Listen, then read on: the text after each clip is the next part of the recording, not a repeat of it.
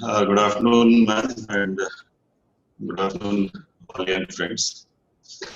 I hope I am audible properly to all of you.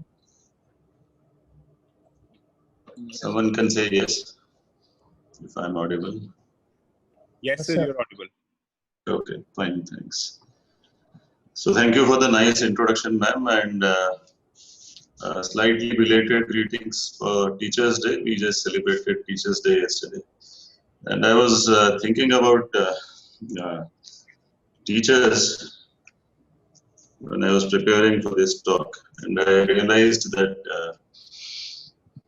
how difficult it has become for teachers in general to conduct classes now, because your most of your facets of the personality are now not in use when you take classes or you deliver lectures online. And the sheer personality or your presence in the class would make a huge difference in the pre-COVID days, which is not so anymore. So it is all about your vocabulary, your skills, your vocal skills, and your presentation quality. These are new things which matter, and you have to make the best out of these. But it's really very difficult talking to display pictures, not even pictures of human beings. And we appreciate the role that you are playing, and our greetings to you. Thank you, sir. So this is a great pleasure for me to be interacting with students and faculty of one of the most prestigious institutions that we know in the country. And I'm really delighted. My delight increases slightly more because of the presence of these two youngsters from the railways, my organization itself, and one of them from my alma mater, that is the SCRA scheme.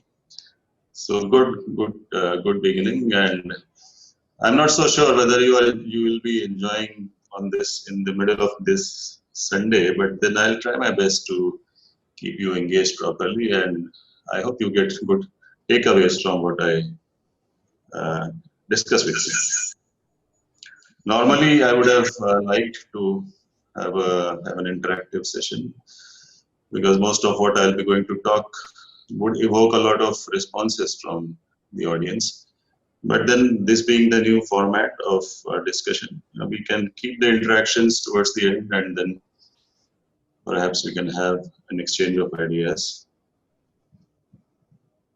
I'm told, when I read about the course curriculum, I gather that you all are quite familiar with the railways by virtue of the program that you are doing.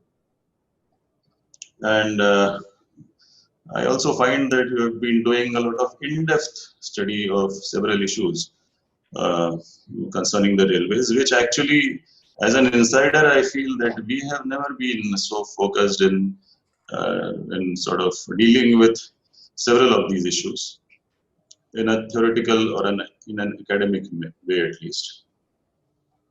But then, I am sure that the way this course is structured and the way you people are getting insights into it, you'll go a long way and certainly give very good inputs for the railways to be a better organization than what it is right now. As students of this prestigious institute, I'm sure that you realize that you are amongst the most privileged and the most fortunate and the best in the country. And I would like to start the discussion on this note, that having realized this, it becomes incumbent upon each of you to understand and to keep it in your focus that after you get your bearings, after you finish your academics and start earning, your payback period for the society and for the environment and the ecosystem starts, because this is the flower bed in which you are flowering, and it is if it had not been for the society at large, you wouldn't have been here. in this prestigious place. So the payback period starts immediately after you start working on your own, and it really never ends. It always goes on. So please keep that in mind. I'll share my talk with you.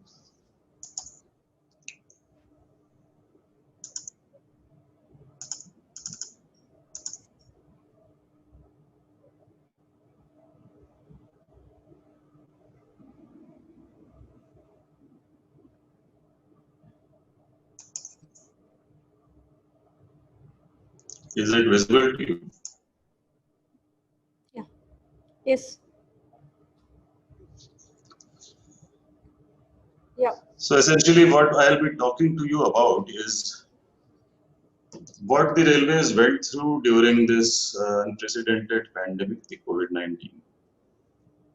And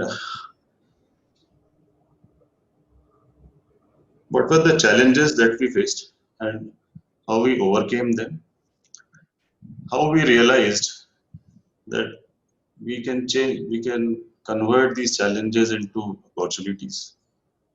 We did something which we had never thought of, which we never expected that we'll be doing in such a short span of time. Several such things we did during this period. And we have changed. We have changed for the better during this period. This narrative or this presentation of mine is basically centered around a set of pictures, photographs, and some narrative. And I want to take you down this journey with a request that please look at the pathos, the feelings that each one of us as an Indian citizen went through in this time of crisis. And I think that will enable you to correlate with what I am saying in a better way. The mood of the nation during this whole pandemic, as you know, and as we all accept, is quite somber, and it still remains so. It is not very optimistic. So I start with this picture, which will make you wonder why this picture. And this is a very famous saying by one of the management gurus. This is a picture of a group of people inside a tunnel, which is under construction. And there are a lot of emotions, a lot of attributes, which one can see in this picture. Had it been an interactive session, I would have requested you all to tell me what are the attributes or the emotions that you see in this picture. But certainly you can see that it is a determined lot of people. They have a lot of determination and grit and resolve, which you can see in their body language. They are quite positive about something. They are discussing something in a with a lot of concentration and a lot of focus. And they seem to be a strong group of people. And maybe there is they have a vision of breaking through this mountain and then seeing the light at the other end of the tunnel. So this is actually a picture taken in the midst of the COVID crisis, when you must have heard of the Vindhyachal Parvat, that is the Vindhyachal mountain ranges, which happened to be very close to Bhopal. And we were in the process of creating this tunnel in between the mountains, through the mountains, for laying our third and fourth line between Itarsi and Bhopal, which would take us to places like in the west, Mumbai, and down south. So this was in the middle of the tunnel. This was halfway, and we were discussing plans of how to complete this work, even as we were facing a lot of crisis of manpower during the COVID. The idea behind sharing this picture is that even if the mood is somber across the nation, let us be determined and let us be strong and let us see through the darkness and let us look at the stars and let us move ahead. So as I said, I'll be discussing with you, I'll be sharing with you the challenges that we faced and how the railways lived up to the social responsibilities, because you must have been party to a lot of debate and interactions about this particular aspect of railway working, which debates whether we are a social organization or a profit organization. My take on this is that we are basically a social organization, but we have to remain financially viable to be an effective social organization. And how we turn this crisis into an opportunity, not just for the present, but for the time to come. Now, as an insider, I can share with you, and this may not be very new to you, that it is a very old organization, and we have a huge workforce, perhaps the single largest in the world under one single management, and we have a very big infrastructure sprawling across the country. 1.3 million employees and 1.2 lakh kilometers of track, and we ferry a large number of passengers across India. Our focus during the last couple of years has been on safety, and I'm proud to tell you that the last financial year 2019-20 was a zero fatality year for Indian Railways, which is quite an achievement, because if you compare this performance with other modes of transport like air or roads, this is something phenomenal. So our focus has been on safety, and it is not a mean achievement. It takes a lot to achieve zero fatality throughout the year. And that I attribute to our very committed workforce, which is of course our biggest asset. So in this unprecedented pandemic, we found that during the earlier pandemics, which the nation faced about 80 or 100 years ago, things were quite different. It was not easy to pass on information from one place to the other. Information sharing was in fact very difficult. But now we are living in times when communication is perhaps at its best across the world. And within seconds you can communicate, we can exchange huge amounts of data. So this has its own disadvantages, because misinformation also gets carried. And that is what has happened to an extent, because we are, I'm not so sure whether all of us are very properly informed or to an extent misinformed about what exactly is the infection about and how it spreads and what we are supposed to do. After all these discussions, what I have concluded is that the most important thing for one to be doing in this crisis and to keep oneself safe is to follow the 20-second hand wash routine frequently. That is the most important, and not to touch your face. So if you keep doing that, it is said that you keep the virus away. But then there have been lots of stories which were going around, and that created a lot of panic initially in the nation, and which also prompted a huge migration of labor across the country. To the extent that people started walking along the tracks in desperation because they could take them to their native place. And there was an unfortunate accident down south in which some people got run over also while they were sleeping on the tracks after they were tired of walking.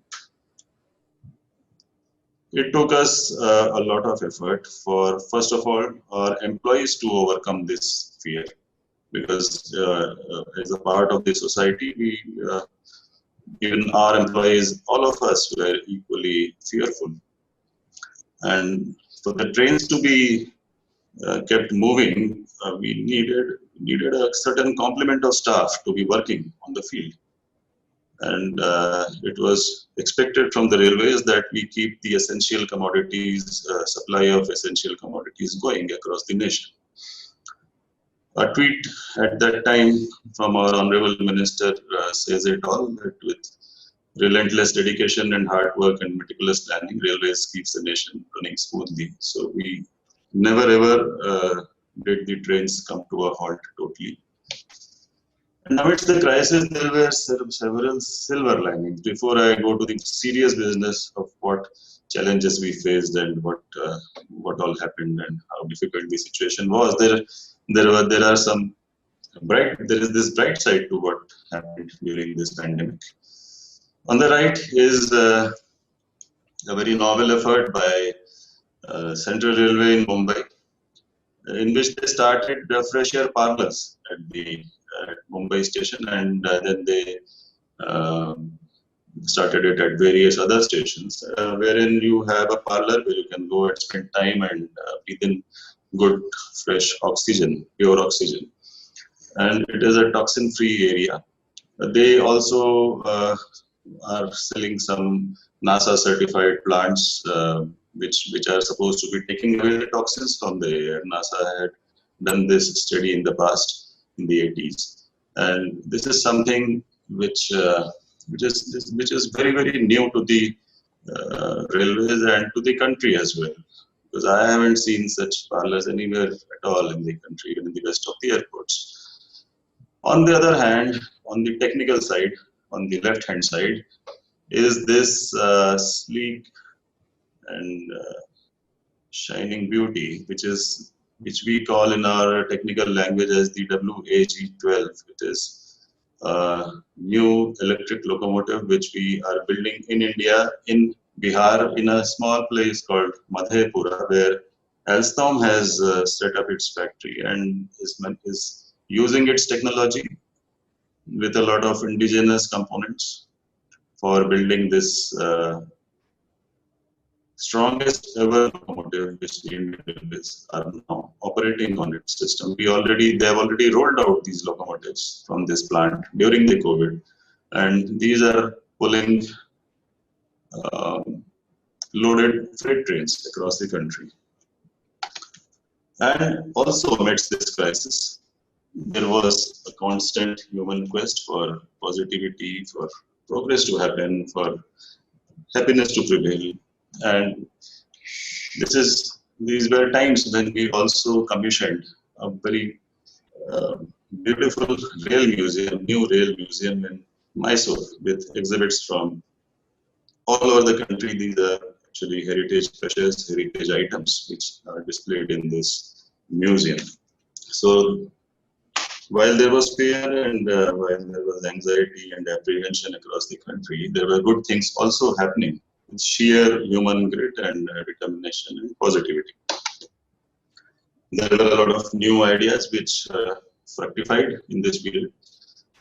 For example, for the first time, railways moved soft drinks, aerated drinks, from one place to the other. We never had this market at all, soft drinks or any such food products. And between Assam and Arunachal, some trains were run to transport soft drinks. We also decided, and we have now launched a mega plan for harvesting solar energy in a very big way. And this place called Bina is in my division, Bhopal division, and this is for the first time that we have set up a solar power plant, which the electricity which it will produce will be fed directly to our traction lines and will be used for running trains, unlike the other power plants which are there across the country. The electricity produced is not directly used for traction. It is usually used for general lighting and is stored in batteries. But this is not going to be stored in batteries. It will get converted into the required voltage and will be fed directly to the traction lines. This we have done in technical collaboration with BHEL, which has a big setup in Bhopal. And this pilot plant has been a huge success, and we'll now be propagating this across the country. This is a 1.7 megawatt plant. Also, this crisis made us think literally, and we in fact invented a lot of things like hands-free amenities for washing hands and for dispensing soap or for dispensing sanitizers. And then we thought of how rail travel would be henceforth, where people would not like to be touching, they'll want to touch as few things as possible. So let us make things safe for them. So we came up with copper-coated handrails and latches and things which we normally touch when we are traveling. And the air that we breathe has to be, we need to have a level of confidence about its purity. So we have introduced plasma air purification, and a lot of fittings are now titanium dioxide coated. So it is basically to have a COVID-free passenger experience. And now I'll I'll give you insights into what actually happened during COVID and how the new normal set in, and how we are now beginning to look at the new normal being there for a long time to come, and how to go ahead.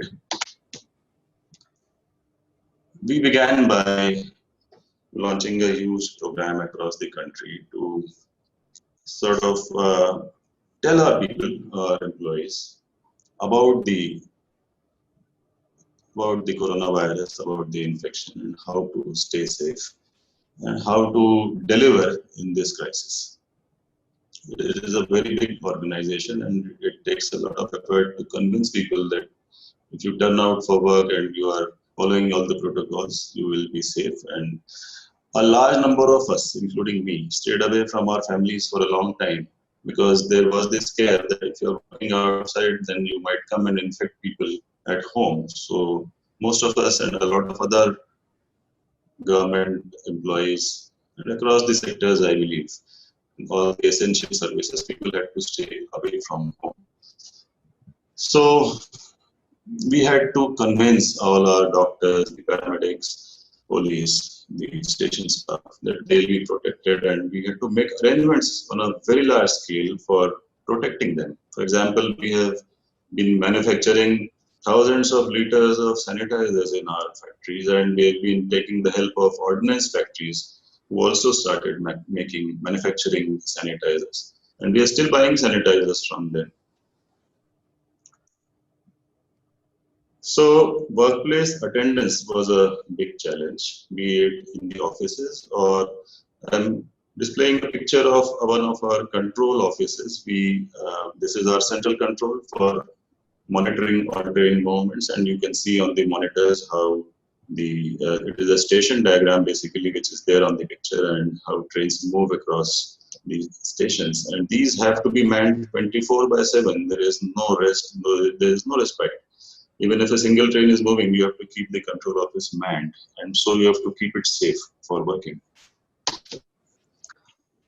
During the entire crisis, when we had this lockdown and pre-lockdown and finally the first unlock, we right from the top, the management of all affairs was done very meticulously. None other than our honorable minister himself was having video conferences on an almost daily basis with all the key officers, including all the DRMs, principally because the situation was so dynamic that things would change from day to day. There were new challenges every day. We were required to adjust to what was happening on a daily basis and make changes in the way trains were moving, in the way we were looking at passengers, the way we had to deal with them, the way the traffic would originate, or the way the state governments were wanting us to react to their requirements. So this was actually micromanagement at its best, and it helped in the end, because it was a huge operation of carrying the stomachs back home and the students and the elderly, and I believe that we did a fairly good job of it.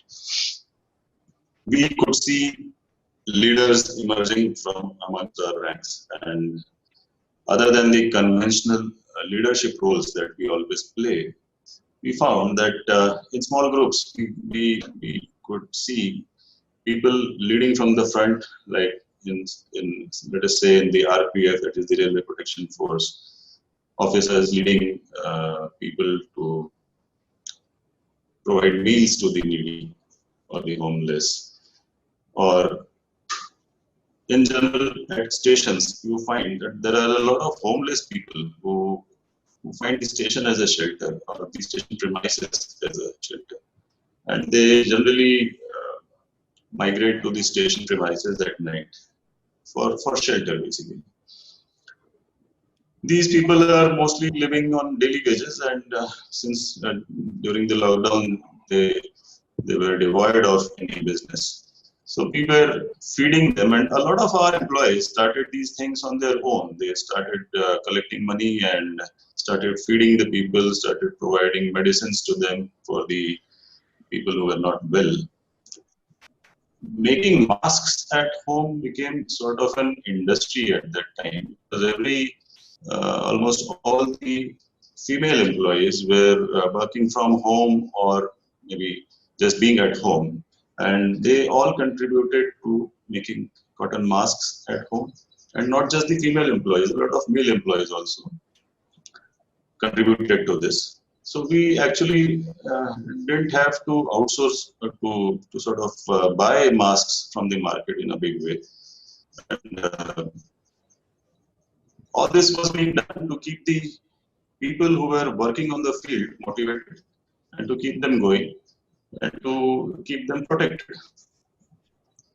So behind the scenes, a lot of activity was going on, and people were exchanging messages with each other. And however, in the process, when we were our drivers, our station staff, our control office staff, all these people who are essential for trains to be run, trains to be operated, were there on the field 24/7.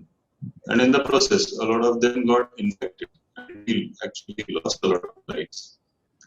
And you could see such images of images being paid to the corona warriors across the Indian railway system.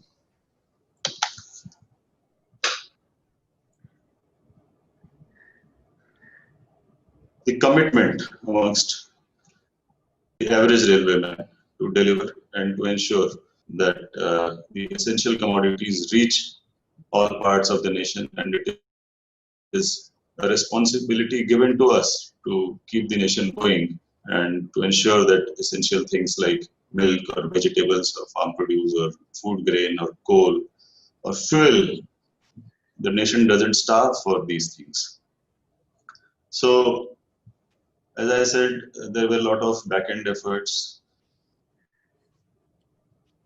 There was a commitment from the loco drivers, the loco pilots in public, that we will not let anyone go hungry in the country, and we'll deliver all services which are required in spite of the crisis. All these freight trains which were running across the country, in fact, the volume of freight trains during that period increased because road transport had come to a total halt, and everything that had to be moved across the country was on the goods trains. For even a single train to be run, you need track in good shape, locomotives in good shape, the wagons or the freight cars in good shape, the overhead equipments, the signaling, all the infrastructure that is required for running a train has to be in perfect shape. Only then the train can run, and even if it is a single train. So it takes a lot of effort and manpower to keep all these equipments or assets in good fettle, be it smaller volumes or business as usual. And this was really a very big challenge, because most of the work that we do on the tracks is labor oriented, labor intensive. In fact, we call the people who work on the tracks, we call them gangmen. They work in a gang. They work in small gangs of 10 to 12 people, because it takes a lot of physical effort to maintain the tracks. And when we told them that the new normal is that you have to keep safe distance, and then you have to use You have to keep washing your hands and use sanitizers and sanitize your equipment and all. This was something very, very new and very difficult to sort of imbibe. Because if you do something which requires a lot of labor at a particular place, you can't be delivering the same result by being socially distanced. But then we worked out new ways of doing the same work in a different manner. And it was also a challenge to keep these people motivated, to make them give the same work output as they were giving earlier. Because they could see that in gangs, people were falling ill, people were being hospitalized, some of them passed away, and there was real panic. But then with sheer grit and with sheer determination, these people went on and on and on. And the supply chains across the nation did not get disturbed. During this period, we also came across strange situations where our coolies or the porters at the stations became jobless because there were no passenger trains moving. And although they are not railway employees, but then they are solely dependent on the railway systems for their livelihood. And we had to take care of these people also during these troubled times. So we launched a mammoth drive, a big drive to counsel our staff and to help them in managing the stress which was developing as a result of whatever they were doing and staying away from their families and watching people pass away from amongst them. It was really very, very stressful, and all credit to the entire workforce. So these counselors, they are also from amongst us. Basically, people who were strong-willed, people who were in the medical field, or people who were providing security, or they were fitness experts. These people were roped in to counsel all the staff working on the field and to keep them strong-willed. Now the challenges were to keep the trains running and also not have all the staff working at one time, because if you expose all the staff at one time, then you have those many higher chances of people falling ill. So you have to keep reserves, and so you have to work in roster duties. So we had to work out roster duties for all categories of staff, and then counsel them about social distancing. You can see in the pictures how people are maintaining social distance and doing their labor-intensive duties. The maintenance of trains, even the coaches and wagons, which goes on during the night also.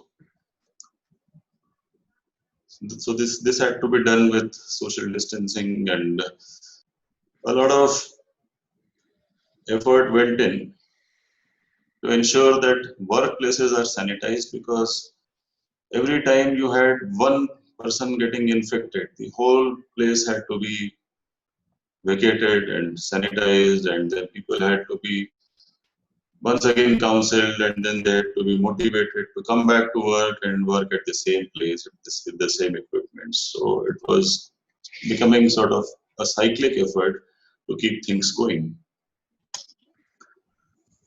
You are from Ahmedabad, and you can correlate with this picture about milk transportation. So this was one of the biggest challenges, to keep milk and medicines moving across the country. So we started moving milk in superfast type of trains.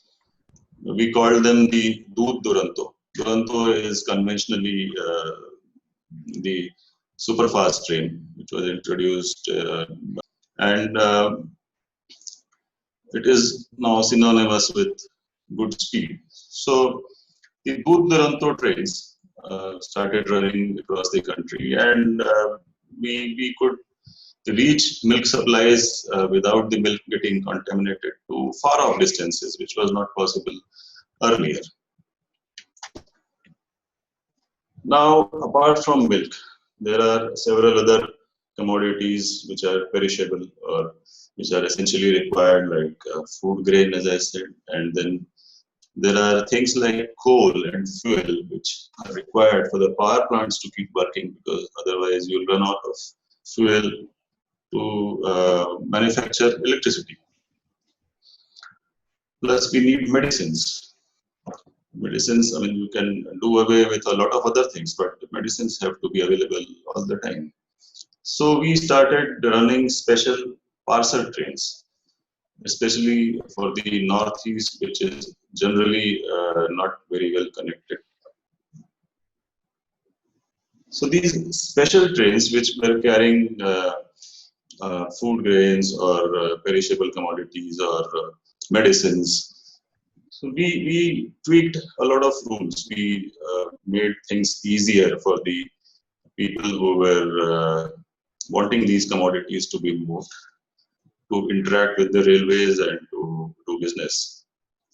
And we scheduled these trains as per their requirement. We also ensured that they move at good speed across the country. And as a result, what has happened eventually is, after this crisis, that this parcel train business, which was earlier only a small fragment of a small portion of our business, has now become a major portion of railway business. We got some good new traffic, especially in the automobile sector. We got tractors moving across the country, because these things have to go on. Agriculture has to go on. You can't be. And plus, another interesting thing was that the automobiles which were manufactured pre-COVID, all the inventory was lying in the factories, and this was a very difficult situation for the automobile manufacturers, because even as they started bringing back their workforce to start the manufacturing process, they found that they were burdened with a lot of inventory, which they were not able to sort of push away. So we made it easy for them to start loading these vehicles into specially designed railway coaches. These are actually customized coaches for loading tractors and cars. And we are doing a lot of business now, loading cars from down south and taking them across the country, and also from the north to the south. And they are also being moved to the ports for export. So we ran a large number of trains. We have maybe run about 10,000 plus parcel trains by now. And these are pictures of the milk train being loaded through from a road milk tanker, and the parcel trains being loaded.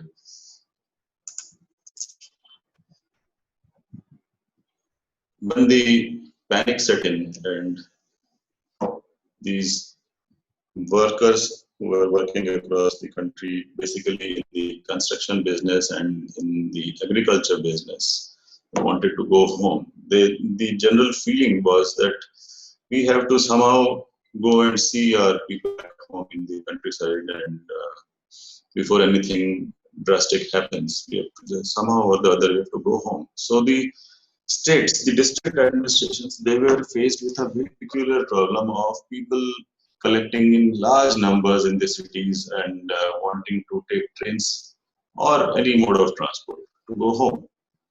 Now, buses were not plying, and in any case, buses would be falling far short of the requirement, because they were in thousands and thousands.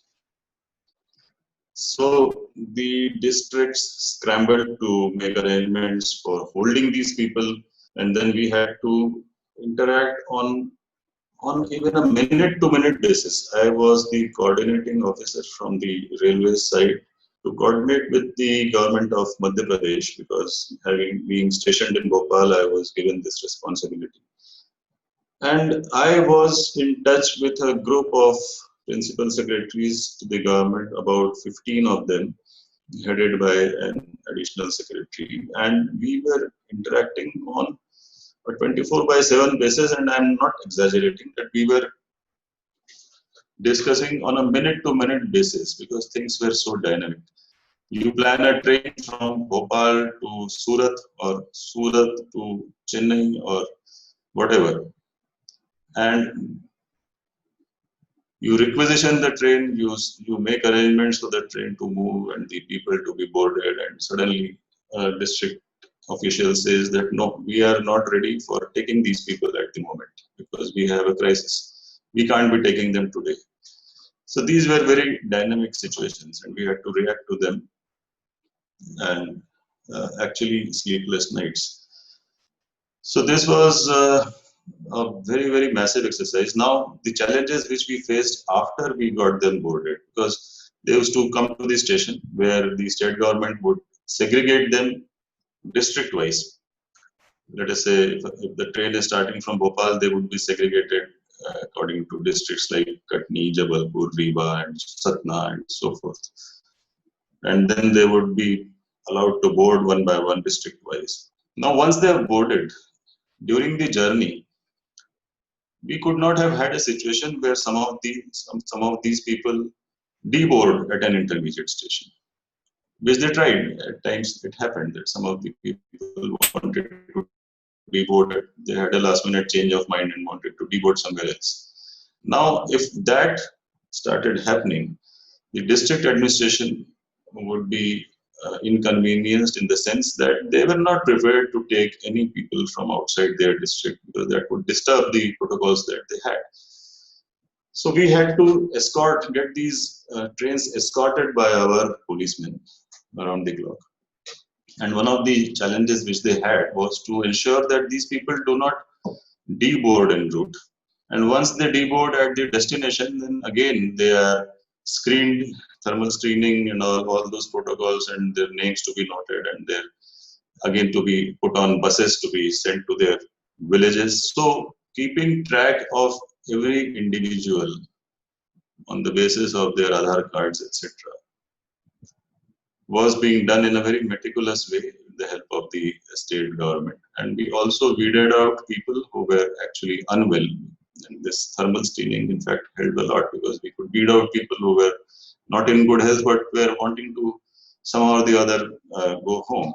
So we took care and we weeded them out and put them in hospitals. And finally, when they got cured, they could go back. This was actually a challenge beyond imagination by the sheer volumes. Now, more than 1.5 crores of meals were served across these trains. More than 4,000 trains ran in this short period across the country, long distances, and these were very hot days, blistering sun, and the food would decompose. So we had to then start giving them packed food, things which would not decompose, or fruits. Chilled water we tried serving, but then it was of no use because the summer was too oppressive. And all this had to be done keeping social distance and during the minimum halts, because we did not want these trains to be halted at intermediate stations for a long time, because obviously to prevent people from coming down and generally loitering on the stations and then infecting everyone, and or at least threatening them with infection. So within very small halts, the trains had to be moved, and within that halt, all these requirements had to be fulfilled. The trains had to be watered, cleaned, the food had to be loaded and distributed. There were, in fact, at some places, these people were very hungry for a long time, and there were fights on the station for food because they could not resist themselves when they saw the food being distributed. So there was a scramble. And we had to take care of those situations also. Now, a lot of pregnant women were also traveling, and there were a lot of deliveries during their journeys. So every time we got messages that there is a medical emergency and there is a delivery expected, we would have to give an unscheduled stoppage to the train and deboard the passenger, arrange for medical help at the station itself, and then carry the person to the hospital and ensure that the baby and the mother both are safe, and then take care of those people for the prescribed minimum period, maybe 15 days or so, and then take them back to their destination. So these are something, these were unforeseen situations, but we managed them well. This is a view of the Habibganj station in Bhopal, where people were first lined up outside with social distancing and then segregated in groups according to their districts, and then screened and then guided to their coach. So a huge deployment of officials from the state government as well as railways. There were stories of this sort across the country where they didn't even have money to buy a meal for themselves. So apart from the mandatory meals that we had arranged for in the trains, one meal every 12 hours, we at times had to arrange for extra meals because some of them were actually starved for a long time, and there were some instances in which the trains got delayed en route, and unforeseen situations like there being a gap of maybe more than 12 hours between the last meal served and the next meal due. So we had to arrange for extra meals at short notice, and preparing these meals at short notice was another big challenge because all the kitchens, all our railway kitchens, base kitchens, had stopped working during the lockdown. So, and it was again a conundrum whether to start the kitchens and ensure hygienic preparation and minimum handling and provide that food to the labor, and take the risk of a contamination or an infection through the food route, because these are big volumes. But then we somehow managed with a mix of fruits and prepacked items and some minimal cooked food like puri sabji. In fact, I remember during our daily video conferences with the ministry and with the honorable minister, there were such discussions as to puri bhaji is getting decomposed, the bhaji is getting decomposed. So let us switch to bread and butter. Now, bread and butter is not very acceptable to the people, to these labor, and they don't find it a wholesome meal. So what else? Biryani. Biryani gets spoiled within 2 to 3 hours. So there were instances of these passengers becoming infuriated and throwing the biryani out of the trains because it got spoiled. So what else? Apples and bananas and biscuits. But then again, those were not very filling. So at times people had such combos of bread and jam and bhaji and pulao, and trying their best to make fresh arrangements, fresh food to the extent possible, and not bulk it up to avoid contamination. So cook these meals at short intervals and keep serving them. And this was something which local jugaad which we did to serve water from a distance, because we were not allowing them to come down to the platform and fill up their bottles on the water booths. So this to keep a distance, we started dispensing water in such a manner. I will share two very small videos with you.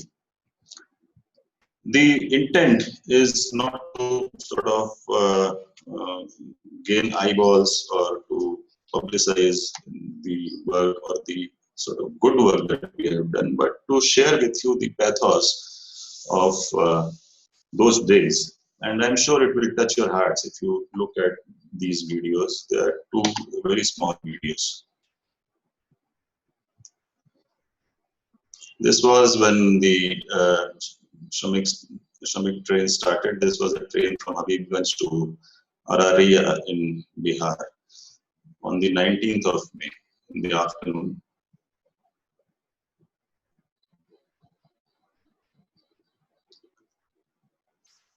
So the video is lagging a little bit. Sorry? So the video is lagging a little bit. It's not playing properly. Lagging in the sense, is it not visible? So it's visible, but it's not smooth. Like we can see pictures and the frame. We can see like pictures moving, but it's not like very smooth. But it's still manageable. That's why. Okay, I'll try once again, and if it doesn't work, then we'll move on.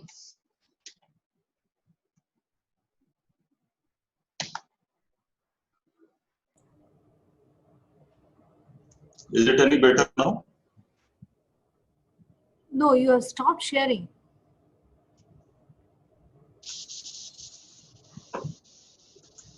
I thought it was okay, Rahul. I'm sorry if that must be at my end. Sorry.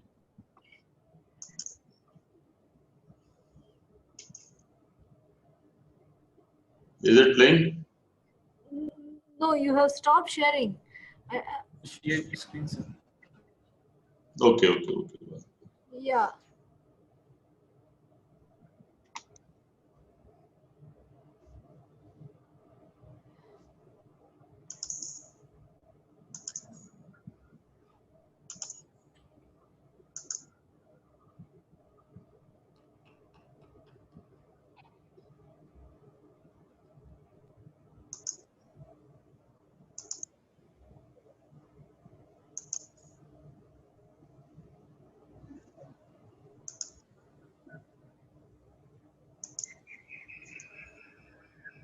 I hope it is visible now. Yeah, it's fine.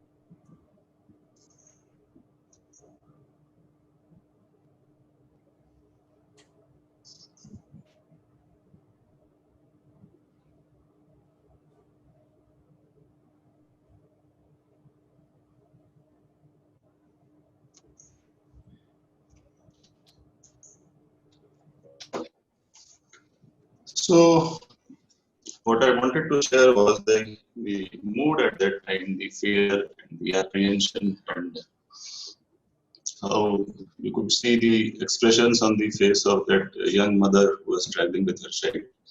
Perhaps it was very essential for her to travel at that time. And the sheer joy of making that train journey, otherwise a train journey is something very routine, but then the sheer joy on the faces of people who were actually clapping when the train started. And all these things had to be done by leading from the front, because if you don't, as managers, if you don't lead from the front, then the workforce sort of starts lagging. So you have to inspire confidence, you have to motivate them, guide them, and be with them, especially during the crisis. We leveraged our huge railway infrastructure during this period for the community at large. We set up special rooms, special wards for treating COVID patients. And this was done across the hospitals. We have divisional hospitals in all the 68 divisions of the Indian Railways. And certain other big metro cities also have big hospitals, railway hospitals. So all these were, they set aside facilities for treating COVID patients, and we had to procure a lot of medical equipment at short notice. So we started looking for ventilators and oxygen cylinders, and pulse oximeters, and all such things which are required essentially for the COVID patients. And this was done in double quick time. Even as the market started getting starved of all these items. It was later after the lockdown that the manufacture of ventilators and some such stuff started picking up. We also started feeding people from our contributions, from our reserves, from the various benevolent schemes that we have across for our staff. We started using them for feeding the needy. And in a very novel effort, we started manufacturing these personal protection equipments for our staff, and in fact, we started doing them in-house in a big manner in all our workshops, which are normally required to maintain or to overhaul the coaches and wagons. Started manufacturing these kits in-house, and this is something which requires a lot of quality assurance, because you can't have kits which give away or which let the virus spread in spite of one wearing it. So these had to be done with a lot of precision, and we in fact manufactured a huge number of these kits, and we are still in the process of manufacturing these kits, because all our doctors, since they are treating COVID patients, are using these kits in a big manner. I am not discussing the contribution of the doctors and the paramedics, because that is now well known across the society, and that applies to the railway fraternity also. Now, when these migrant labor actually reached their home places or villages, this new problem of keeping them employed surfaced, because they were left with no work. So we started leveraging our employment schemes in collaboration with the state governments, because we already had a Manrega scheme, which you all are aware of. And then this new scheme was launched by the Honorable Prime Minister, Garib Kalyan Rozgar Yojana, under which we committed to providing a certain number of man hours of work to a certain number of migrant labor. And we gave them work which was basically not of very skilled nature, so that they could easily do it, and even the women could do it. This included mending the area around alongside the tracks, because this is the area where our track maintainers walk while they inspect the tracks, and generally cleaning of premises and small construction works, construction activities which they are familiar with.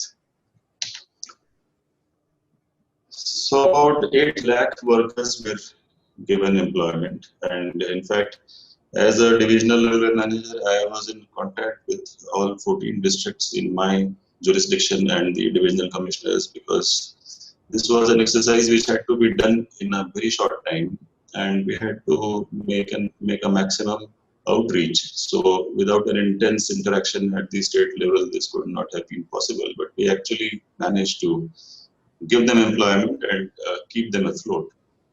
And this was done on a mission basis. They were given sundry works like removing the silt from waterways or widening of the embankments, planting trees, etc.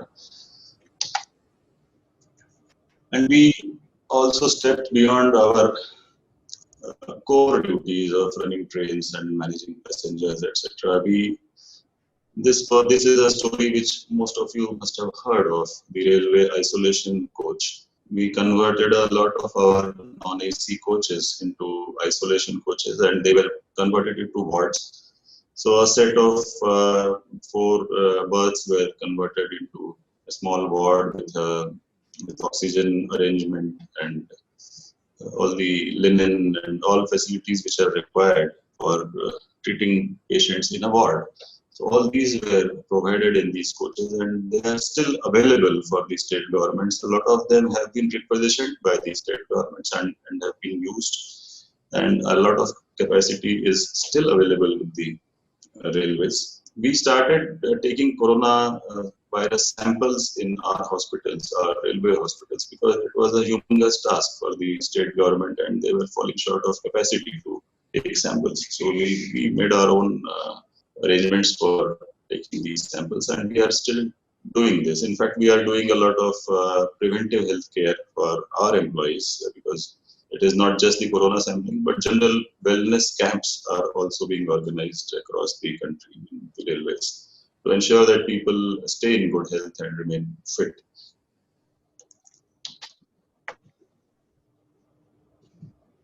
This lockdown period, when the load of running trains came down substantially, we started thinking about things which were hanging fire for a long time, which were sort of relegated to the background because we were not getting enough time and the space and the opportunity to do such things, such as repairing our bridges or beautifying the bridges and the approaches and the pathways and the tunnels, the overbridges and the underbridges and all such stuff.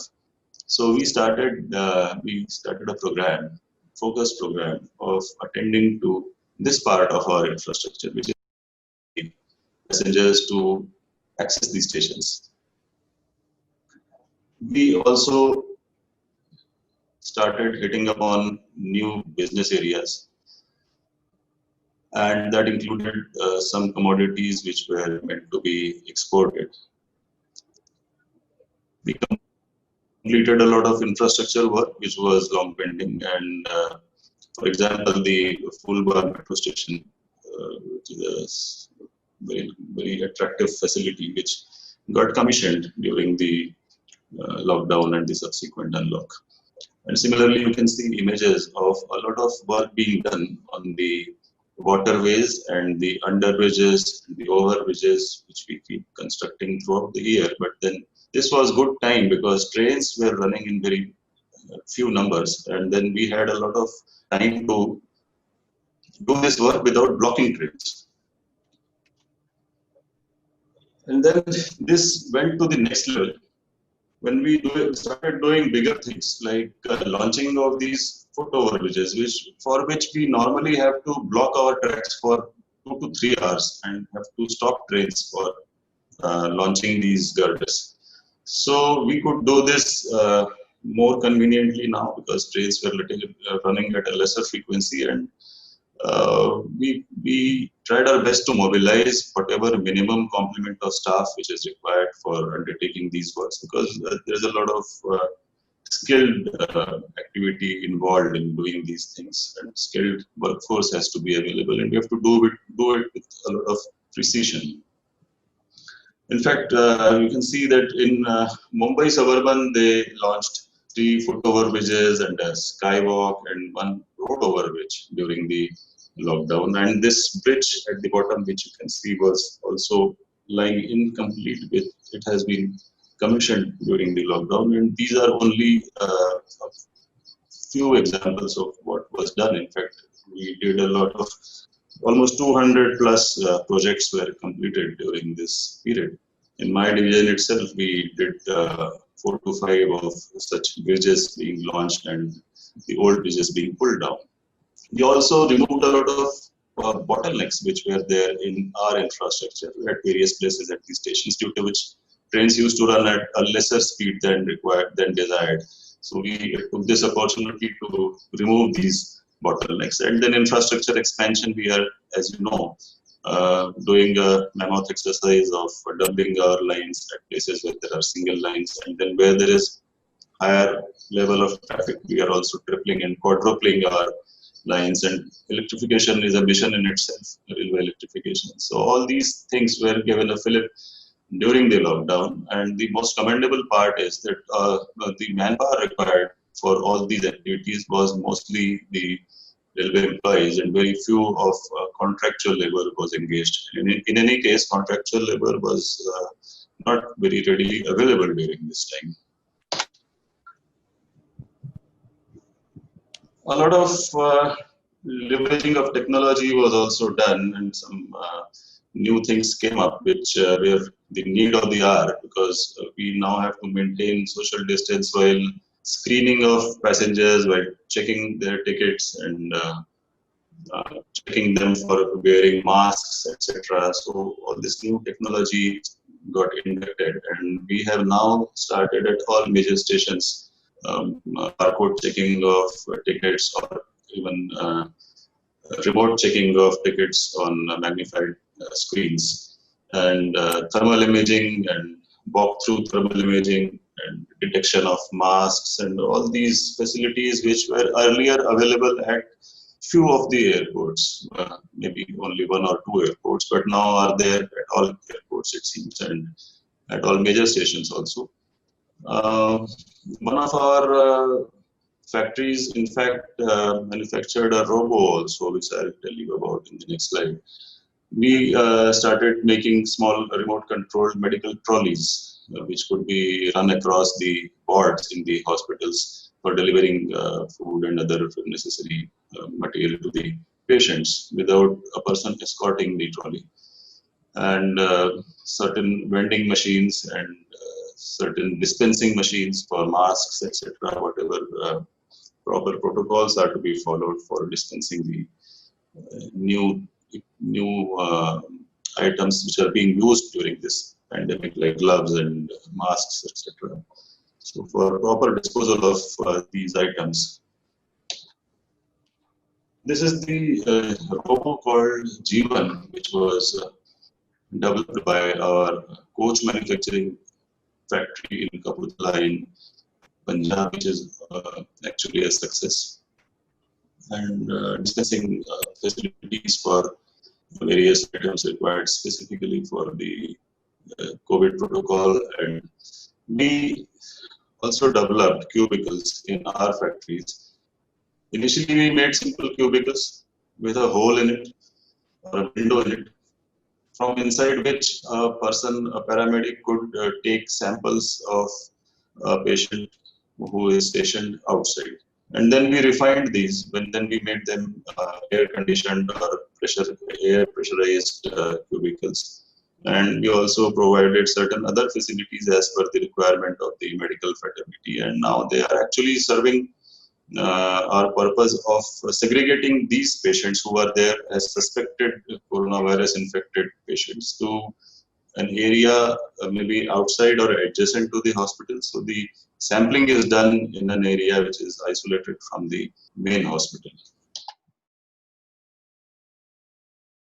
Developed an alarm system in the coaches that we manufactured, that we converted, and because it was the height of summer and we had no means to protect these coaches from the heat, and so we started using reflective paint which could reduce the temperature by a few degrees. And within the coaches, as I said, there were a lot of facilities which were provided, including arrangements for taking the ECG of the patients. And in fact, a big effort went into management of these coaches, because it is not enough to just provide this equipment into the coaches. Once you have a patient inside the coach, then the whole cycle begins. You have to clean it up, you have to change the linen, you have to start mopping, you have to disinfect, you have to get the toilets cleaned, you have to screen people. So it is a big protocol in itself which has to be followed. And then you have to station the doctors also nearby and the paramedics, because you can't be having them coming from a distance to attend the patients. So we also set up a few coaches for inhabiting these medical fraternity alongside these coaches at these stations themselves. And then we have to take care of these people also for their logistic arrangements. So all this was done. We were made to think about the falling revenues as a result of this COVID crisis, because all our passenger trains came to a grinding halt. And we started thinking about how to go about changing the way we operate our trains.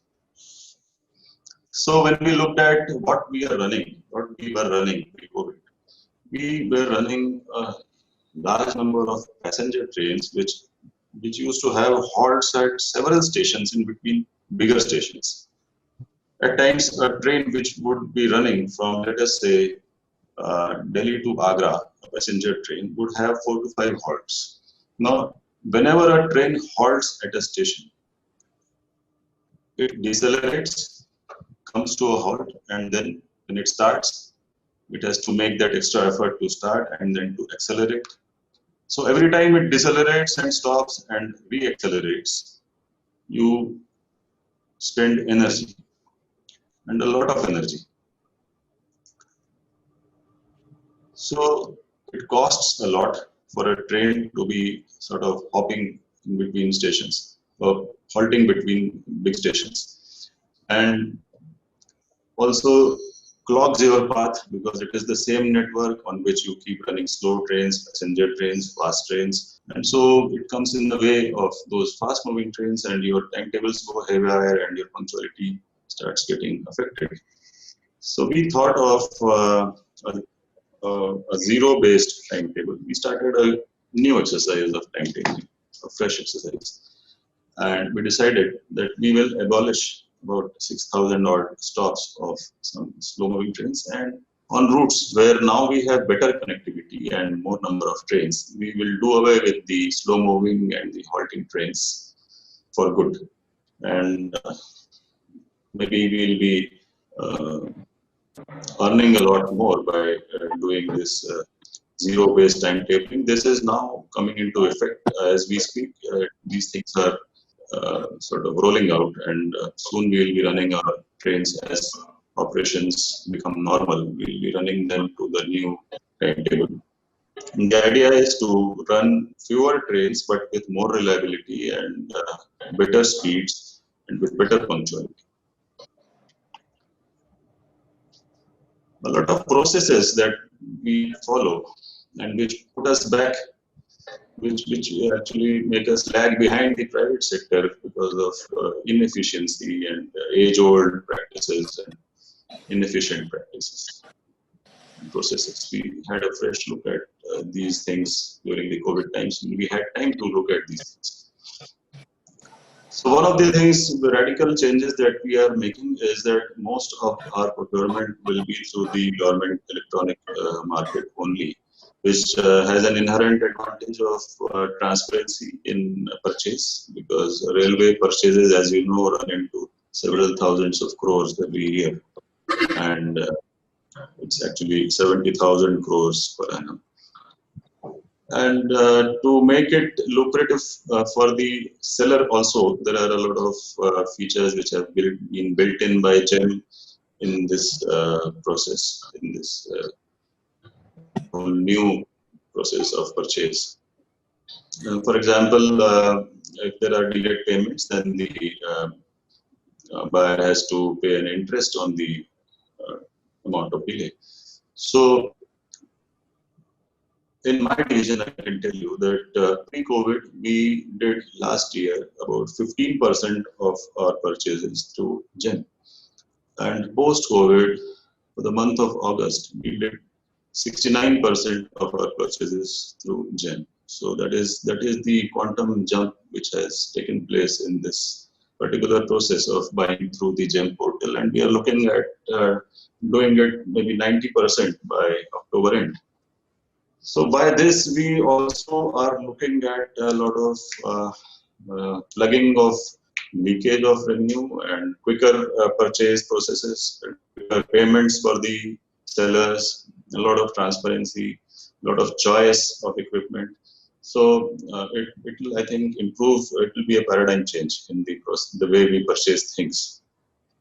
We are also changing the way we are doing our accounting from incremental to accrual accounting, and this is a package which our finance teams are working on very seriously. And as you know, the railway finances are in a very bad shape as of now because of these setbacks that we had in our business. And along with looking at ways of cutting down the expenditure and maximizing the revenue, we also have to look at how we are actually accounting for the expenditure that we make, and what we actually get out of all the investments that we are making, because the investments also run into several thousand crores every year.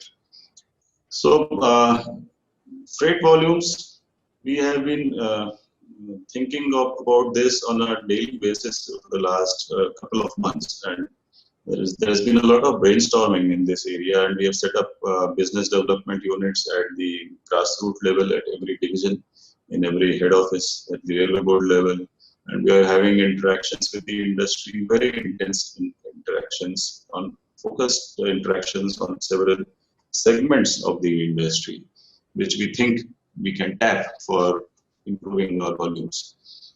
And we are making a lot of adjustments, readjustments in how we interact with our customers, what facilities we provide. For example, we have a lot of goods sheds, as they are conventionally called. They are basically dry ports where the trader or the loader brings his produce or his commodity by the road transport and transships it to the railways, and then it is carried by the railways. So these are goods sheds, and they have a facility of safe storage of some of the commodities if required, for maybe a day or two. If they require to stack it over there, they can stack the commodity.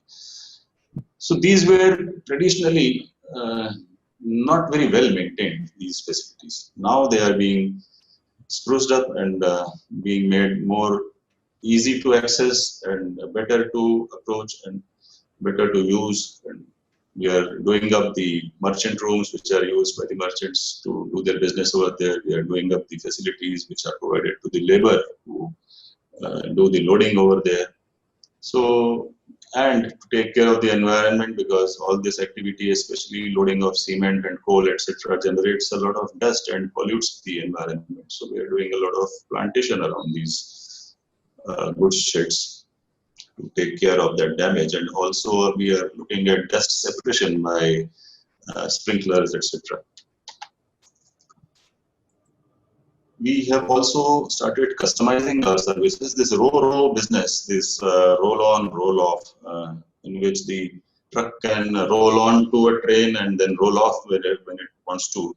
This was tried as a pilot project a few years ago in the Konkan Railway, but it's somehow never took the fancy of the customers. But now it has become more attractive to the customers, and we have sort of facilitated this business by providing the requisite facilities at various terminals where they can conveniently bring their trucks. The catch in this is that they don't want their trucks to wait for a train, obviously. So we have to give them a train on demand. Whenever they demand, we have to honor that commitment and provide them trains, which we are now doing.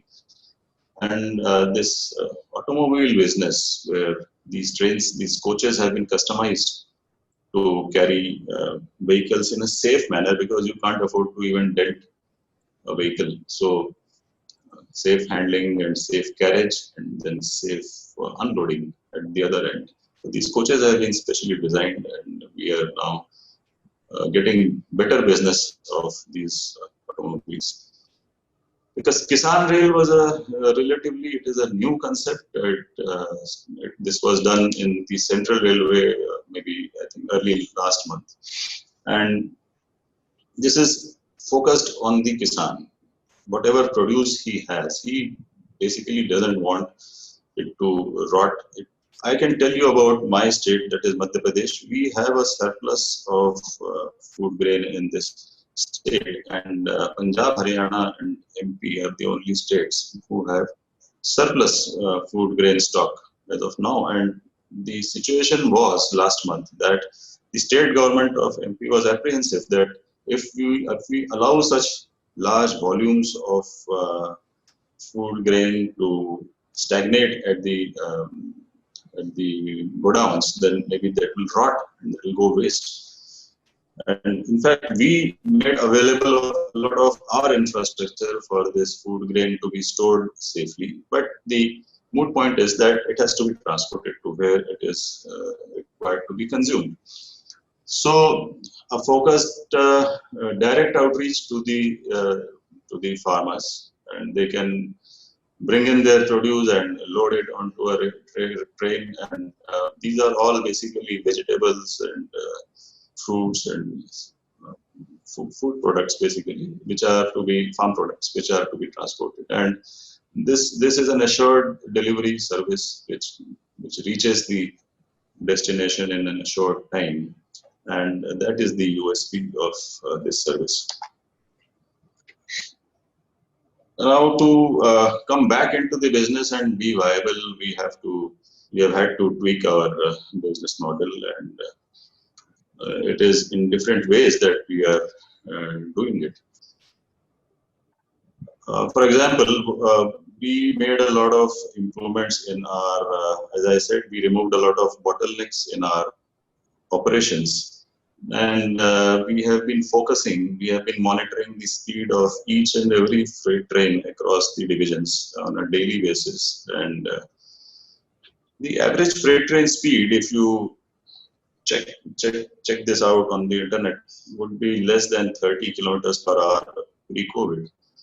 And it is now touching 50, and in most railway zones it is 50 plus. So that is a very healthy improvement in the way we are operating these freight trains. And we are also looking at more speed potential of our freight cars, because we have freight cars of vintage maybe 20-25 years old also, and which are designed for speeds of maybe up to 60 kilometers per hour, which clog the system and come in the way. Excuse me, sir, would you have many more number of slides, or how many more slides? I'm about to reach the end, maybe within 5 minutes. Okay, that's fine. Okay, thank you. Yeah. So there's another new concept of Vyapar Malas trains, which are small piecemeal trains which can be clubbed together by the loader, because small loaders should get an equal opportunity. We are opening out private freight terminals and liberalizing our policies for the loaders. Similarly, the ease of doing business has been improved upon, and we are now making it easier for the customer to reach us, connect to us, and offer his produce or his commodity for being transported. Towards becoming self-reliant and make in India, we are producing a large number of coaches now. In fact, our coach production in the country has quadrupled over the last 6 to 7 months. We are now producing 4 times more than what we were producing, making intelligent changes in the technology and the systems in the factories. Similarly, e-office, e-governance is now the way to work, and this is what we are doing. And we are also offering a freight e-market to the customer, because dealing with us on a non-e platform was becoming more and more difficult and time consuming for the customer. Beyond COVID, what do we expect? Because the customer would want a safe travel. So we are looking at renewable energy. We have to bring down our energy costs. So we are looking at generating a lot of solar energy on our own land, railway land. And for the there are a lot of new technological inputs which have been given for improving the health standards when you travel in a train. We also have to be compliant to the environment norms. So we aim to be a net zero carbon emission industry by 2030. And we are looking at converting our routes to fully electrified in a span of the next 4 to 5 years. And all our route along the tracks will be harvesting solar energy, and a lot of trains are now being converted into head-on generation. Head-on generation would mean that we get the power for the coaches from the traction electricity, and we do not have to run a separate engine for providing power to the train. We are dedicated to making it a green ecosystem. Apart from all the technical things that we do, we are doing a lot of afforestation and rainwater harvesting and creating a lot of greenery and parks and gardens, and generally planting flower beds, nurseries along the tracks. This is a mission area, and this is one of the items of the Honorable Minister's dashboard also. Making new nurseries along the tracks, and we hope to be a zero carbon emitter by 2030. So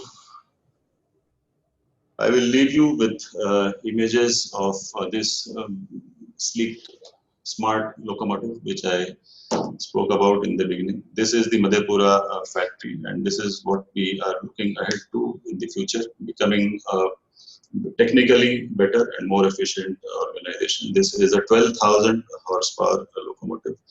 Traditionally, we have been working with locomotives of 4 to 6,000 horsepower, and of late we had some locomotives of 9,000 horsepower. This is the latest in the propulsion technology that we have in the world, which we are manufacturing in-house in India and in Bihar.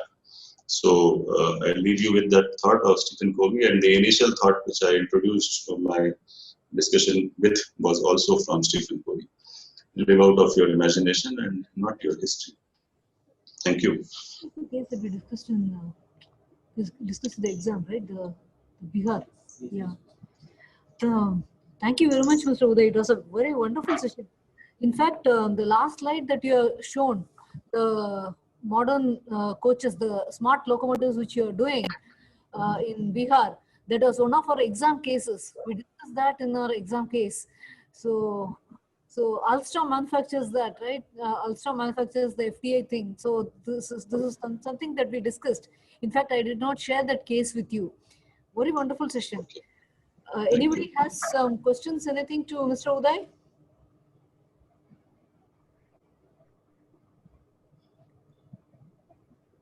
Sir, you mentioned the parcel train business that is coming up as like one of the new revenue streams or one of the new avenues. I wanted to understand, like, do you see the feasibility of that business post-COVID? Like, I think during the COVID times, you mentioned that like roadways was completely coming to a standstill, and that's why you got more business out of the railways. So does that like, is that business feasible in the future as well in the normal scenario? I'll give you an example of how it became a viable business option for us during the lockdown. We have an industrial area at Mandideep near Bhopal where there are a lot of pharma companies and FMCG companies, and all their inventory was stuck up. So these are basically low weight items, or like a product like maybe diapers, which is essentially required all over the country, but it is a low weight item and but occupies volume. So they needed an option of quick delivery and big volumes. We started providing them parcel vans on demand, and we also started waiving off the charges that we normally levy on them for late loading or delayed loading. So we made it easier for them, and that is what we are now carrying forward. We are making it a better business deal for all these loaders, especially the FMCGs, by providing them these parcel vans on demand, making them more available in more numbers to the customer, and thereby reducing his inventory cost. And running these parcel trains at maximum speed, 110 or 120 kilometers per hour speed, so that the transit time gets minimized. So it is a very, very promising business, and we are already now augmenting the length of our parcel trains, because initially earlier they used to be maybe limited to 16 coaches, 20 coaches. Now we are augmenting these parcel trains, and the business has actually grown. Anybody else? So one more question. So we talked about how productivity improvements are coming in freight. For example, the train speed is doubling now.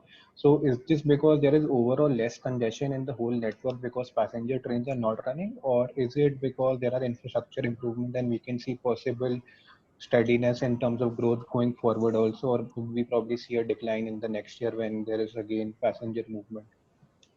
That is a very nice, intelligent question. Actually, it is a direct fallout. It should be a direct fallout of this situation, that you have lesser number of trains running, so you should be able to run your whatever trains you are running at faster speeds. But these trains they have their own limitations. Some have limitations of the wagon itself not being designed to higher speeds. There are at places operational constraints about some of the wagons not being able to negotiate certain stretches of the track at maximum speed, and several such other technical issues which prohibit us, or which come in the directly taking advantage of this less traffic and it resulting into higher speeds. So we had to work upon the operational bottlenecks during this lean period, and we have removed a lot of operational bottlenecks, which have actually helped us to augment these speeds. Had we just been treating this, lying low about it, we would not have been able to make such an impact on the average speeds. So it is both ways. Of course, the lesser number of trains provide us with more paths to run these trains for longer stretches. But I'll just give you an example that what we do is we run a crack train. We call it a crack train, which runs non-stop between point to point. And we try our best that it should not halt for 8 hours at a stretch, or let us say 1,000 kilometers at a stretch. It should go non-stop. So that is how we reap actual benefits. So this is an offshoot of the lesser number of trains that we are doing. But then, since we are also looking at adding capacity, and in this meantime we have added a lot of capacity at various places, and we are also in the process of adding more capacity. So we intend to sustain this increase that we have achieved. Sir, good afternoon. I had a question. Yeah, good afternoon. So, sir, I just actually wanted to understand what are the implications in terms of revenue for whole IR after COVID, because we know that 2/3 of railways revenue come from freight operations and 1/3 comes from passengers. And during current COVID situation, we were able to run freight operations, but a majority of the passengers got halted, like accepting migrant transformations and all. So the revenue from passenger trains is totally cut.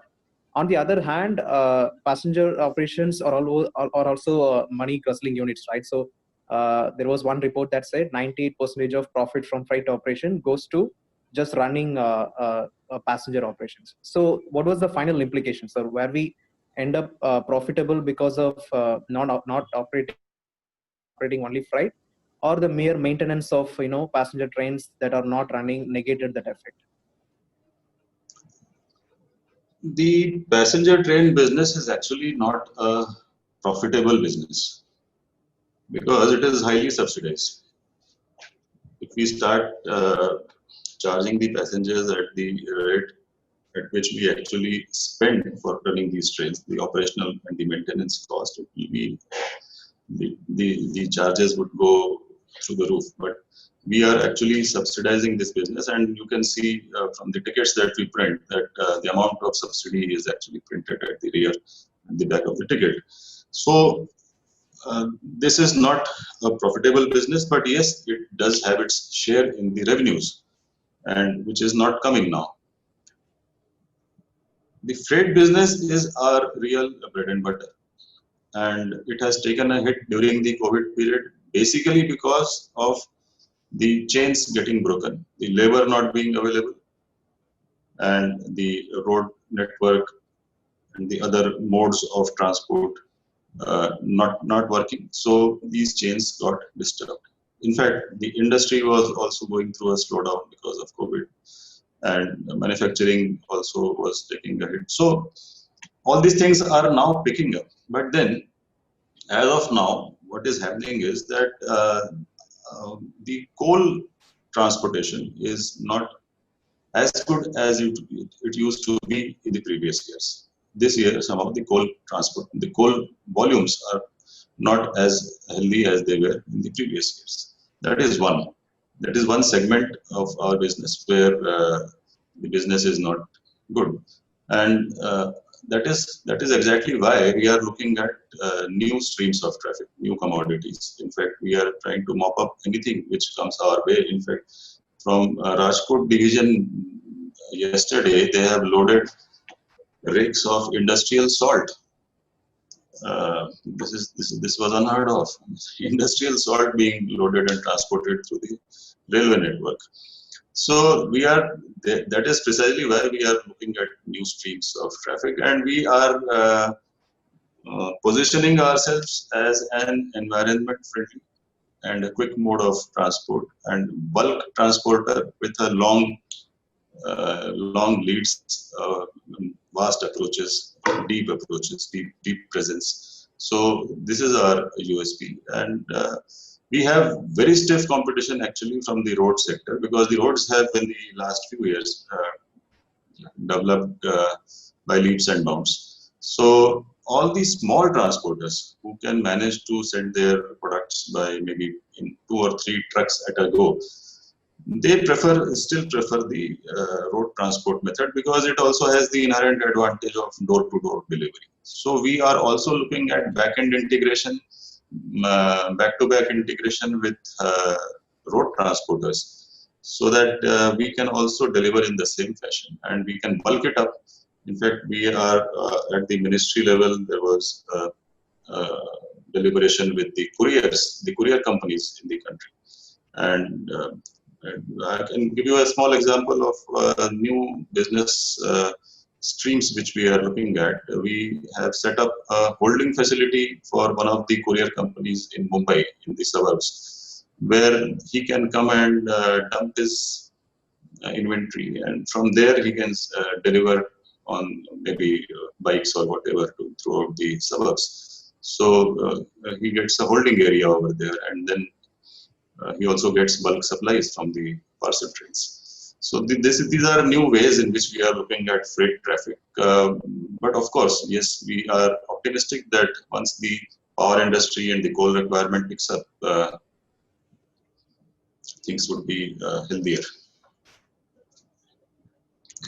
I hope I have been able to address your query. Yes, sir. Thanks a lot. Yeah. Good afternoon, sir. I had a query regarding safety of railway. So recently we have seen that railway has got rid of all the unmanned level crossings, and it has converted all of them into manned level crossings. But still accident do happen at these manned level crossings also. So does railway have future plan of converting these manned level crossing into railway over bridges or underpasses, so that the interference could be minimized and railway journey could be made more safer? We have a very detailed plan for eliminating all the level crossings. Now, there are ways in which we can eliminate the level crossings, because one is that we obviously need the consent of the district administration for closing a level crossing, because it automatically closes that road once we close the level crossing. So we have to provide alternate means of people crossing the tracks. So we have a plan for each and every level crossing which is existing on our system, whether we will build a limited height subway which goes underneath the tracks, because that is not technically feasible at all places. So wherever feasible, we will have limited height subways for the road traffic. And in collaboration and in partnership with the state government, funding by both the parties, 50% funding by the state government and the railways each. We are also constructing a lot of road overbridges, or what you call flyovers, and this is being done in a very targeted manner. And in the last 2 years, last 2 to 3 years, several such road overbridges have come up, and limited height subways have been built. In fact, the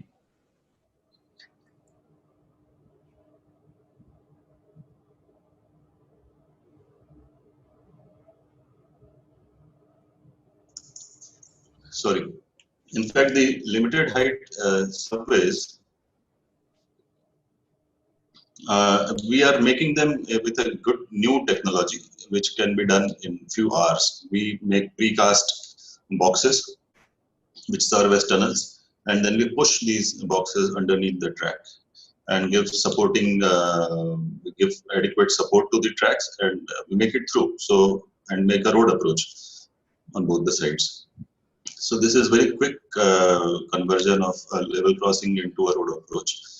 And there is a timeline set for elimination of all level crossings, which is being adhered to. Thank you, sir.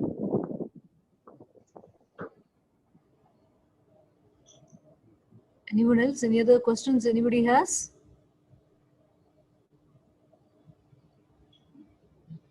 Mr. Uday, I must tell you, it was an absolutely a wonderful session. In fact, I'm sure it must have been a very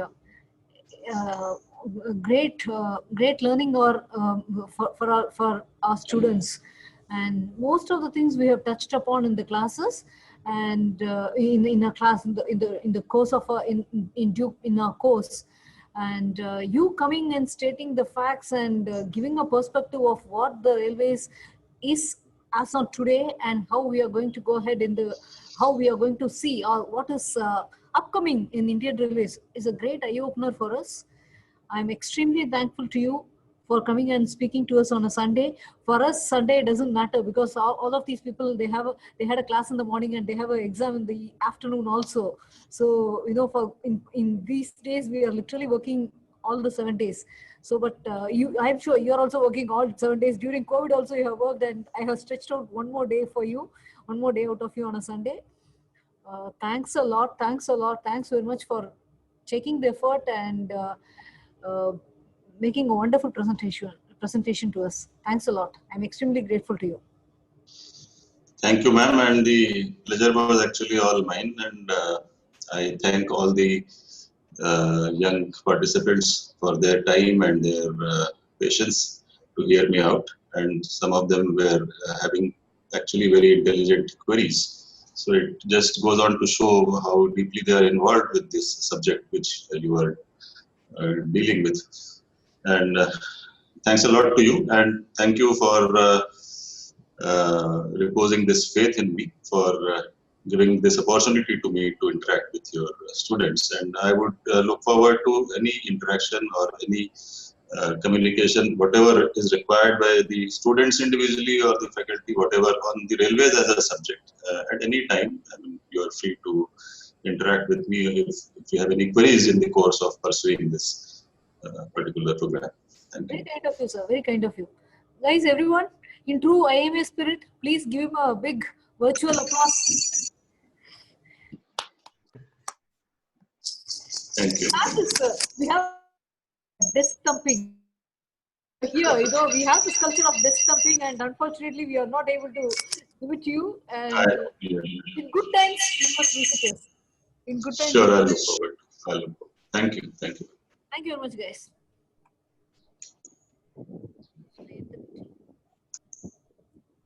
You can save the recording. You are done. I can end.